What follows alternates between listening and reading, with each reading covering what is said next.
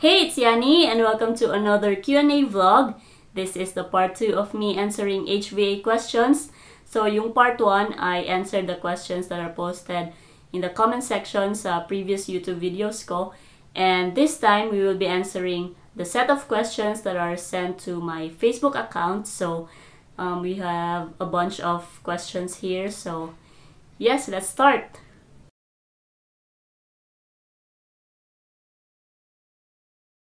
Hindi ko na lang sasabihin or ipopost yung names nila kasi I'm not sure if they are okay with that kasi nga nag-PM lang sila sa Facebook ko. So, yung questions na lang yung ilalagay ko dito.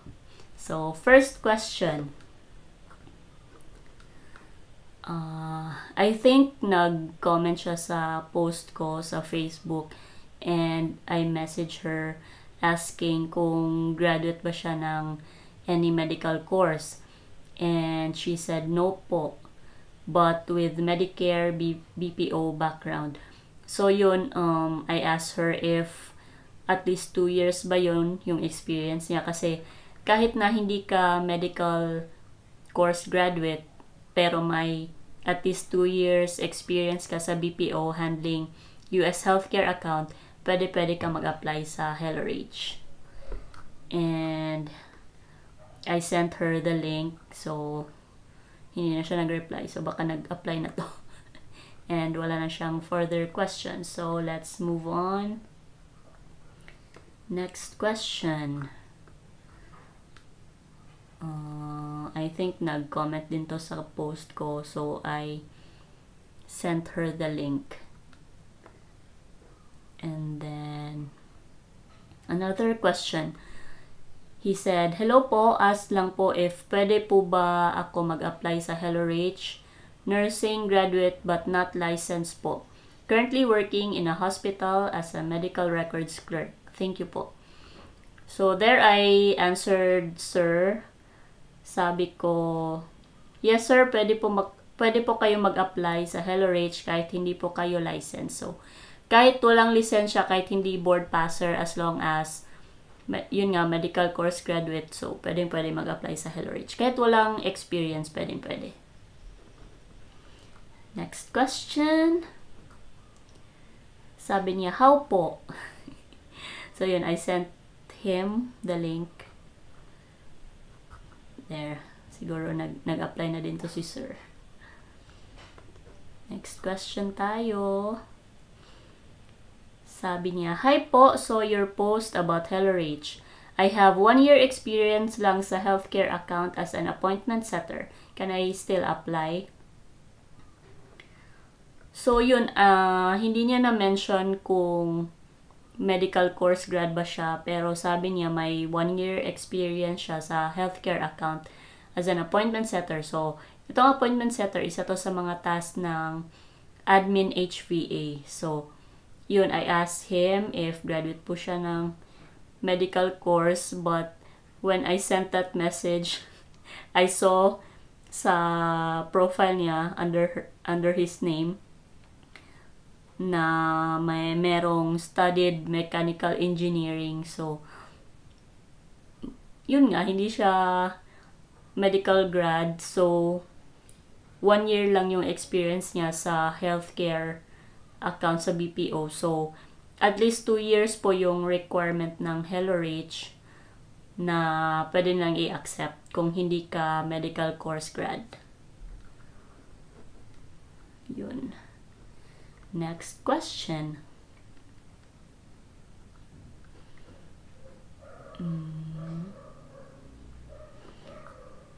Ito si ma'am, nag-comment din siya sa post ko. And when I looked at her profile, parang nasa ibang bansa. So, I asked, sabi ko, just saw your comment on my post po. Are you presently located in the Philippines, ma'am? Kasi, sa HelloRage, dapat Philippine-based lang yung ina-accept nila kasi it's an opportunity for healthcare professionals na nandito lang sa Philippines. Kasi kung nasa abroad na kayo, it means better na yung opportunities nyo. So, etong opportunity ng HelloRage, open lang to sa mga nasa Philippines. And hindi naman na-see ni ma'am yung message ko. So, hindi siya nakapag-reply. And then, next question is, sabi niya, hello po, mag-a-ask lang po sana about sa HelloRage. So, yung mga ganitong message, hindi ako sure kung saan ako magsisimula, kung ano yung concerns talaga, yung specific concerns nila. So, ayun, tinatanong ko kung ano yung, kung may specific concern ba sila or may specific question sila na ma-answer ko, but hindi naman nag-reply si ma'am. Hindi niya na-seen yung message ko, so hindi siya nakapag-reply. So hopefully magre-reply na sila para matulungan natin. So next question. So sabi ni sir, are you guys hiring USRNs? So, sa HelloRage, hindi naman magmamatter kung may lisensya ka kahit nga wala kang experience, hindi ka board passer. So, meaning wala kang lisensya maski dito sa Philippines. So, I said yes, we are hiring USRNs kasi nga license won't matter, but he should be here sa Philippines. So, I asked him, I said, yes sir, license won't matter naman, but you should be based here in the Philippines po. So sabi naman niya, yes, nasa Pinas. So, how to apply po? So yun, I sent him the link. And then sabi niya, okay na po, nakasubmit na ako. Thank you. And then, so yun, nag-apply na si sir. And then he asked, may mag-i-email po ba kung pass or fail or for interview? Kasi when you submit your application, they will assess your documents kung qualified ka ba for exam, and then if you'll pass the exam, for interview ka na. So ayun, nagtanong si sir kung may response ba ang HelloRage. So sabi ko meron naman. So sabi ko, yes sir, after mo masubmit ng application, yun nga, i-review nila yan and they will send you an email if you are qualified to take the exam. And then kung hindi, magsasabi naman sila na hindi ka qualified. So, yun. Sabi niya, thank you. So, no worries, sir. And good luck. Sana natanggap to si sir. Wala na akong message na na-receive sa kanya. So, next question tayo. Parang mahaba na tong conversation namin. So, here. Sabi niya, hi ma'am, how to apply po? So, ayun, I sent her the link. And then, sabi ko, pag may question siya about sa application process, so just send me a message, ganyan. So, sabi niya, thank you ma'am, medyo kinakabahan ako. And I asked her, bakit naman po? Sabi niya, it's my first time po and no idea.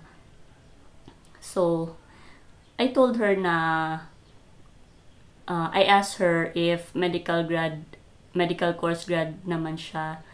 And, sinabi ko na nung nag-apply ako sa HelloRage, wala rin po ako experience sa BPO or pagiging VA. And she said, opo, medtech po. Nagbasa-basa at nanood din ba kayo ng mga vids, ha? And I said, yes, I did. So, marami akong pinanood ng videos na pinopost ng mga senior HVAs kasi super helpful talaga yun, yung mga pinopost ng mga senior HVAs kasi nga may mga experience na sila. So, yun yung mga pinapanood ko and I sent her some links sa mga videos na napanood ko na naging helpful talaga sa application process ko. And of course, lalayo pa ba tayo? Nag-send din ako ng video ko, yung story time ko sa HelloRage training. And then, sabi niya, ano ba to? Yun, sabi niya, yes nga po ma'am, need ko na din po for 12 years clinical ako. So, 12 years na siya sa hospital. parang ganun lang din naman. Kaya why not try naman po iba. Thanks, nasa duty lang po kasi ako today. Later watch ko siya. So yun, I sent her the links. And sabi niya, alam mo po, hindi pa pala ako ganun kabilis mag-type. Isa pa, need to practice. And I said, I totally understand. So, kaya naman i-practice yung typing speed.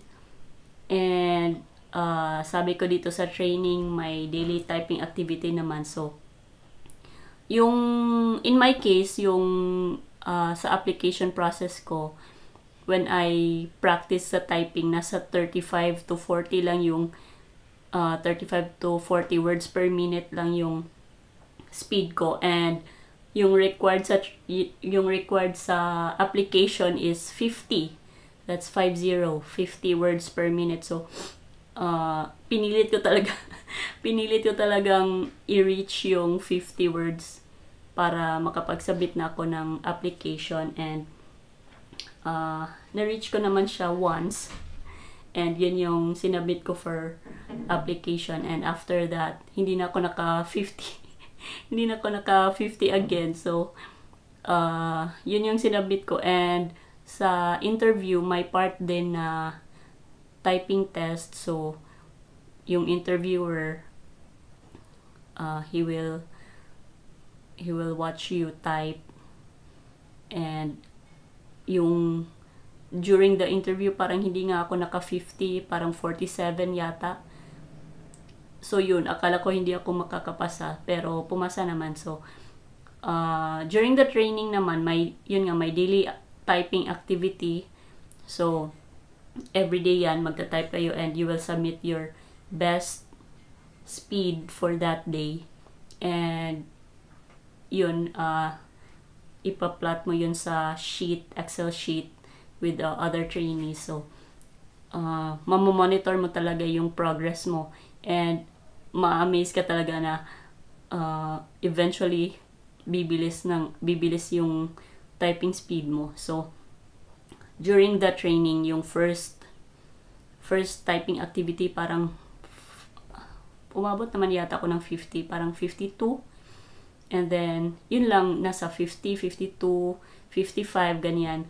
And then eventually yung patapos na yung training, or in the middle part, or yan nga, patapos sa training, makikita mo na mag 57. So nag 57 ako, 57, 58, then nag 60, 65. So I think umabot din talaga ako sa 70 yung towards the end na ng training. So very helpful talaga yung daily typing activity niyo sa training.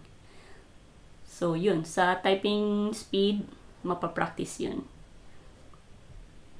And then she asked, by the way, nurse po kayo? Yes, I'm a nurse. I'm a registered nurse. Pero hindi naman talaga required na board passer. And then sabi niya, may nakapagkwento lang po, parang 2 months up po ata, walang salary muna until may makuha na client. So there, I also mentioned this sa previous video, yun nga. During the training, walang salary, that's 8 weeks. So, better be ready to cover your expenses for 2 to 3 months kasi may waiting time pa yan for client matching. Though, may mga trainees na may client na on the 6th week. May mga groupmates ako na nagka-client na on the 6th week sa training. Pero, yun nga, hindi tayo sure. So, better be ready to cover your expenses. That's good for 2 to 3 months. And yun, if ever you have kids to feed, ganyan, so better discuss this with your family para masupport ka din during the training. So yun. And then she asked, ilang years na po kayo? And I thought she meant na ilang years na ako sa HelloRage.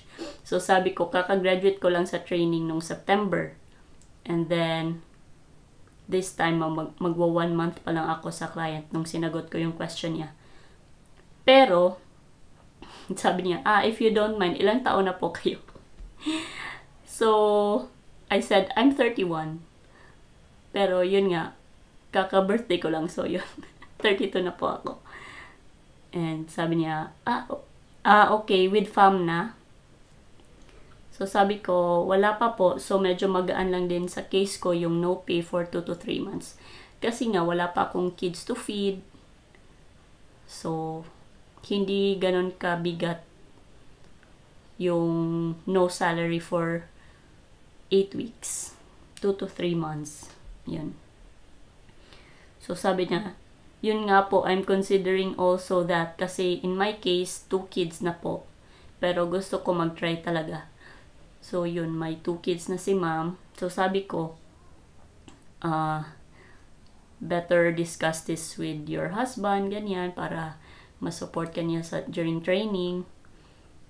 And then, sabi niya, kaya nga po, yes, that's part of my plan din naman po na mag-resign.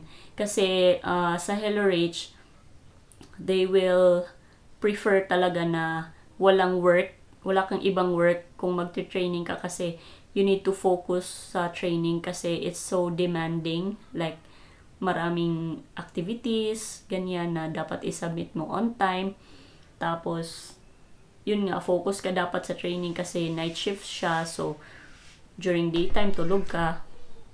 So, yun.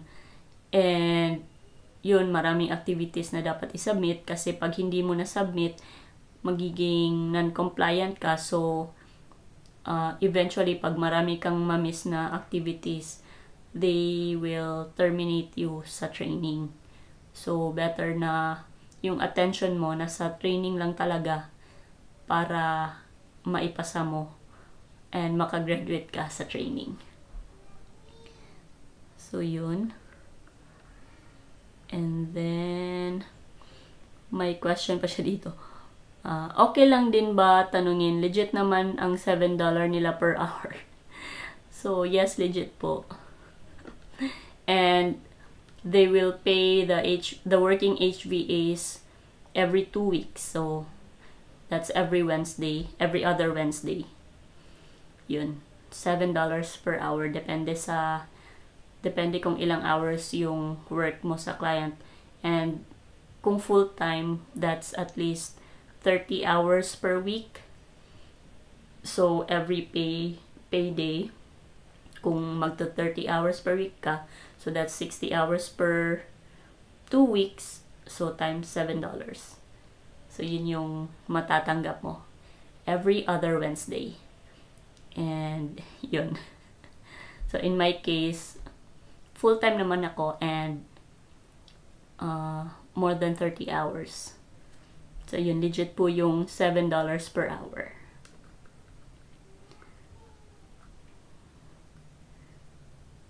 So, yun. And, I showed her yung first pay ko na 16 hours lang yung work ko sa cut-off na yon. So, sabi niya, ay grabe ha, worth it nga. So, parang, yung 16 hours ko parang 1 week daw. 1 week daw niya sa clinic. Ayan. And then, so yun, nag-thank you siya. And, sabi niya, ano po pala ang work ng Hello Rach? So, I answered na either magiging admin HVA ka, either yun nga, admin or live scribe HVA or both.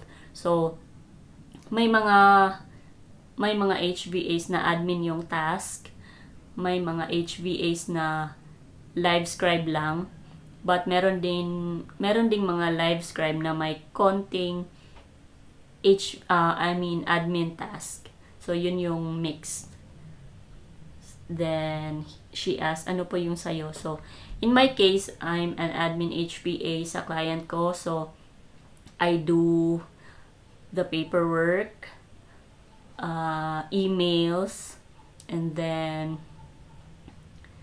ayun, nagsisend ako ng emails sa patients, and then, if they will reply na magsasubmit sila ng forms nila for paperwork, then I will upload that sa charts nila para ma-update yung details, and then magpiprint ako ng mga forms. So I just print the forms from my laptop and magpiprint na siya dun sa clinic namin. So yun, amazing. And then ano pa ba, I do text messages sa patients about their upcoming appointments, reminders sa kanilang appointments, and then ano pa ba, check the schedule kung okay ba lahat, wala bang mga mali or ganyan.